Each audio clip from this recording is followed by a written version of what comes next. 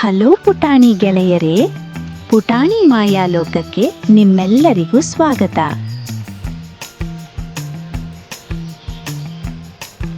ಇಂದು ನಾವು ಒಂದು ಅಚ್ಚರಿಯ ಕಾಡಿಗೆ ಹೋಗೋಣ.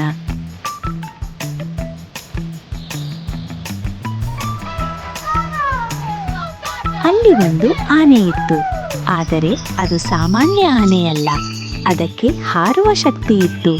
ಆ ಆನೆಯ ಹೆಸರೇ ಗಜ. ಗಜ ತುಂಬಾ ಒಳ್ಳೆಯವನು. ಅವನು ಕಾಡಿನ ಎಲ್ಲ ಪ್ರಾಣಿಗಳಿಗೆ ಹಣ್ಣುಗಳನ್ನು ಆಕಾಶದಿಂದ ಕಿತ್ತು ತಂದು ಕೊಡುತ್ತಿದ್ದನು.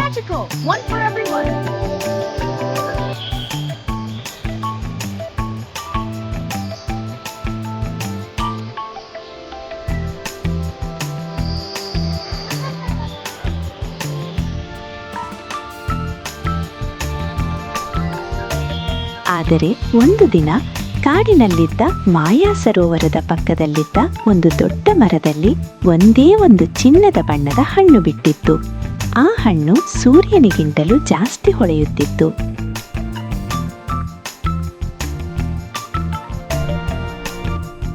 ಚುಕ್ಕಿ ಹಕ್ಕಿ, ಗಜ ಗಜ, ಆ ಹಣ್ಣನ್ನು ಯಾರು ಮುಟ್ಟಬಾರದಂತೆ, ಅದು ಮಾಂತ್ರಿಕ ಹಣ್ಣು, ಅದನ್ನು ತಿಂದರೆ ಏನಾಗುತ್ತದೋ ಯಾರಿಗೂ ಗೊತ್ತಿಲ್ಲ.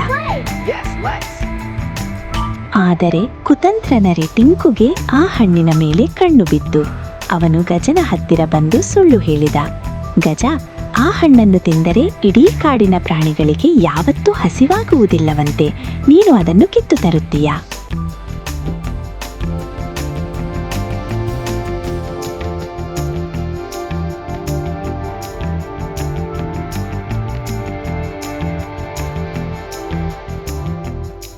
ಗಜ, ಹೌದಾ ಟಿಂಕು, ಹಾಗಾದ್ರೆ ನಾನು ನಮ್ಮ ಗೆಳೆಯರಿಗಾಗಿ ಆ ಹಣ್ಣನ್ನು ತರುತ್ತೇನೆ.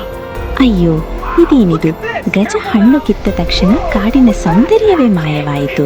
ಪ್ರಾಣಿಗಳೆಲ್ಲ ಹೆದರಿ ಹೋದವು. ಆಗ ಆಕಾಶದಿಂದ ಒಂದು ಅಶರೀರವಾಣಿ ಕೇಳಿಸಿತು.